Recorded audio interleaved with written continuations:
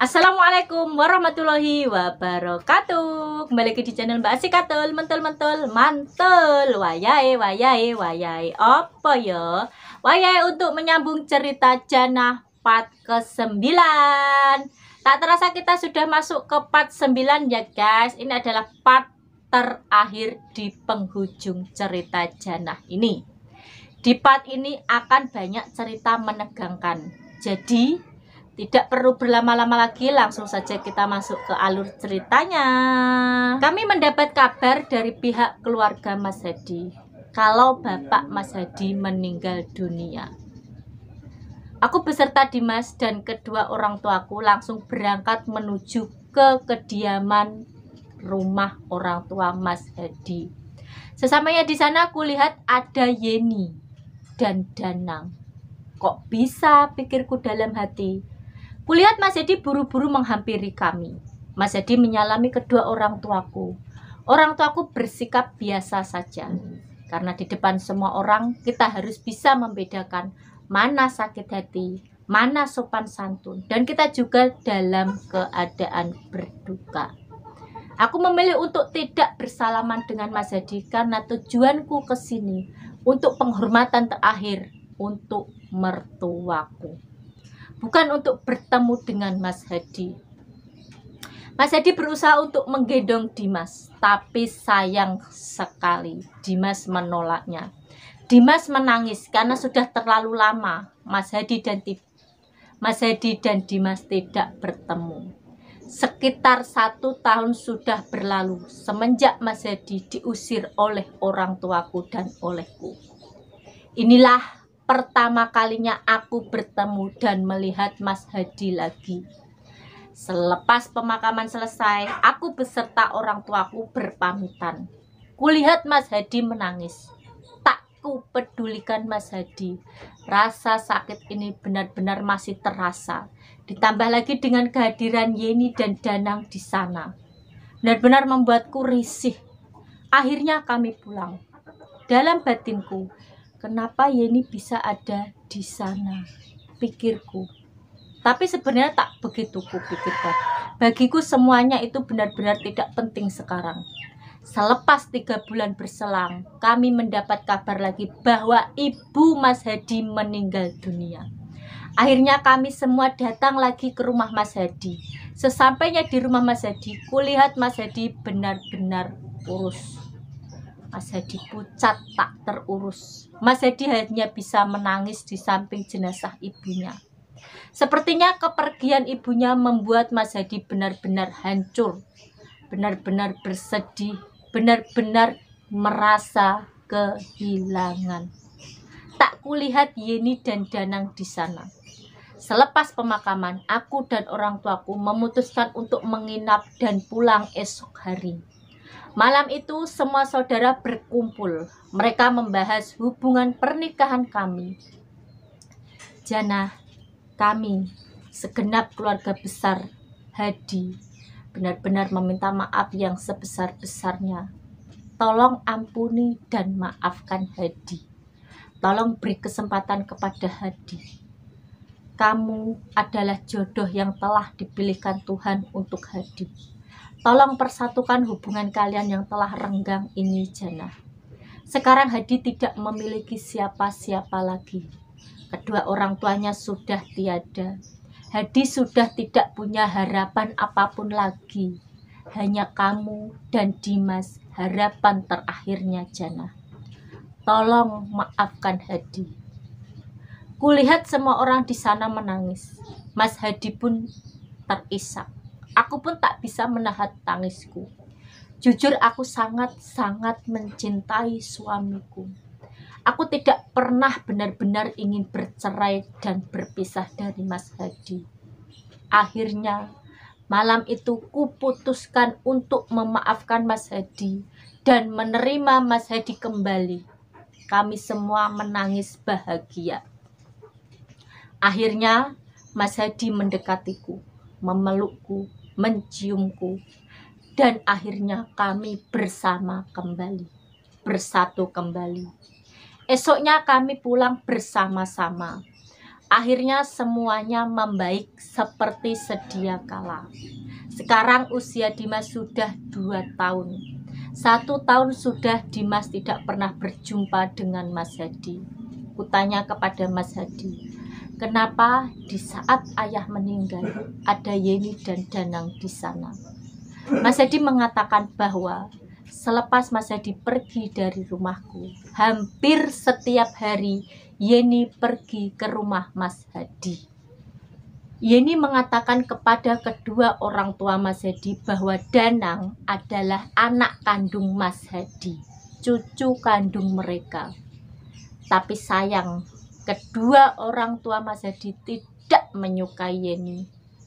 Kedua orang tua Mas Hadi juga tidak mau menganggap Danang sebagai cucu mereka. Tidak pernah sekalipun kehadiran Yeni dan Danang dianggap di sana. Tapi Yeni tidak pernah putus asa. Yeni berusaha mengambil hati kedua orang tua Mas Hadi. Yeni pernah berkata kepadaku, jika aku menghendaki bercerai denganmu Jana, maka Yeni yang akan membiayai semua biaya perceraiannya.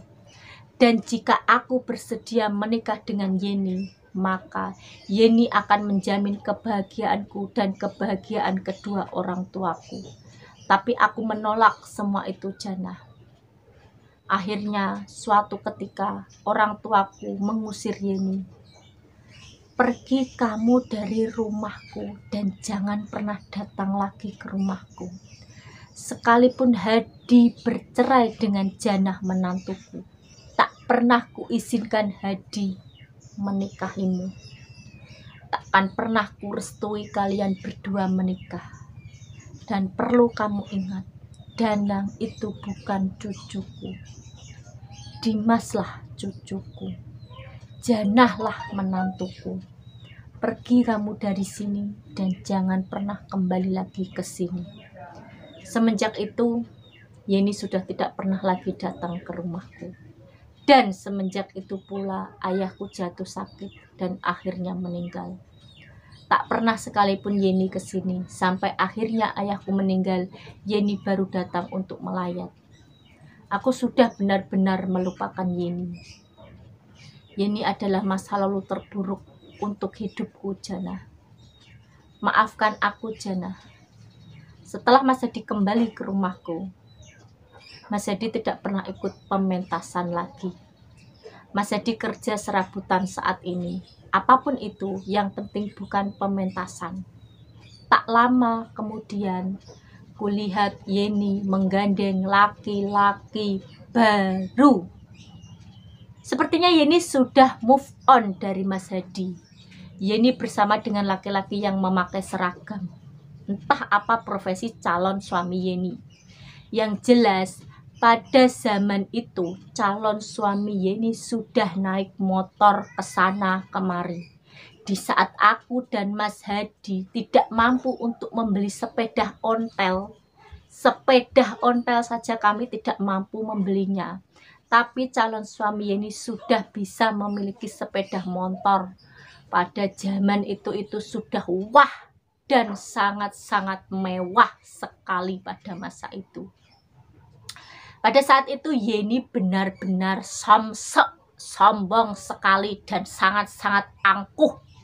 Tiap lewat depan rumahku, Yeni diboncengin calon suaminya dengan wajah sinisnya. Yeni memandangku. Aku sama sekali tidak iri denganmu Yeni, gumamku dalam hati. Kami semua tidak tahu apa sebenarnya profesi calon suami Yeni. Apa statusnya, perjakakah, melajangkah, beristrikah, mendudakah, tidak ada satupun orang yang tahu. Setiap pagi kulihat calon suami Yeni berangkat bekerja dari rumah Yeni. Sepertinya calon suami Yeni sudah tinggal serumah dengan Yeni. Setiap sore harinya calon suami Yeni juga pulang ke rumah Yeni. Tepat 1 bulan kemudian terjadi keributan hebat di rumah Yeni. Mas Tio, ya, Mas Tio adalah nama calon suami Yeni. Dan tiba-tiba istri sah Mas Tio dan kedua anak kandung Mas Tio datang ke rumah Yeni. Istri sah Mas Tio datang beserta banyak orang. Istri sah Mas Tio meminta agar Mas Tio dipecat dari pekerjaannya karena telah melakukan zina, melakukan perselingkuhan, memperlakukan instansi terkait. Selepas kejadian itu, tak pernah kulihat lagi Mas Tio. Sebenarnya Mas Tio itu tidak tampan, tidak tinggi, tidak putih, tidak mancung. Jika dibandingkan Mas Hadi dan Jaka, sungguh jauh sekali. Itu yang kulihat dari kacamataku, yang kulihat pada diri Mas Tio. Selepas 1 bulan dari kejadian keramaian di rumah Yeni, Mas Tio tiba-tiba kembali lagi berada di rumah Yeni. Tak kulihat lagi Mas Tio menaiki motornya. Motor yang setiap hari dinaiki, tak kulihat lagi Mas Tio memakai motor itu. Dan tak kulihat lagi Mas Tio pakai seragam sebagaimana yang dulu sering kulihat. Sekarang yang kulihat Mas Tio bekerja serabutan sama seperti Mas Hadi. Akhirnya tak berselang lama Mas Tio dan Yeni menikah secara sah. Sah secara agama dan sah secara negara. Akhirnya Yeni bisa menemukan jodohnya, tambatan hatinya, pelabuhan terakhir hatinya. Semoga Yeni bisa benar-benar berjodoh dengan Mas Tio. Aku sangat senang sekali. Aku sangat bahagia sekali. Tapi kami memutuskan tali silaturahmi. Baik aku, Mas Hadi, Yeni, dan Mas Tio memutuskan tali silaturahmi dari dulu hingga saat ini dan hingga detik ini. Entah sampai kapan tali silaturahmi itu akan terputus. Sampai saat ini, sampai usia tua kami tidak pernah saling bertanya, kami tidak pernah saling bertegur sapa. Walaupun rumah kita dekat, kita sering bersama dalam acara pernikahan, syukuran. Walaupun kita sering bersama dalam ruangan yang sama, tak pernah sepatah kata pun terucap dari bibir kami. Kami saling menghargai satu sama lain. Kita tidak pernah menggunjing satu sama lain. Kami tidak pernah mengusik kehidupan satu sama lain. Kami memang tidak pernah bertegur sapa, tapi kami tidak pernah berusaha menyakiti satu sama lain. Kami lebih memilih diam agar tidak terucap kata-kata yang menyakitkan. Walaupun agama kami melarang kami memutuskan tali silaturahmi, tapi kami tetap memutuskan tali itu. Masa lalu telah mengubah semuanya. Luka tidak pernah bisa terobati. Aku bisa memaafkan suamiku, tapi tidak dengan Yeni. Semoga teman-teman semua bisa mengambil hikmah dari kisahku ini. Semoga ada hal baik yang bisa kalian petik. Mohon maaf untuk semua pihak. Mohon maaf apabila ada salah kata, salah penulisan, dan apabila ada kesalahan-kesalahan lainnya. Saya mohon maaf yang sebesar-besarnya. Terima kasih banyak atas waktunya yang telah menyempatkan mendengarkan kisahku ini. Cukup sekian dan terima kasih. Wassalamualaikum warahmatullahi wabarakatuh.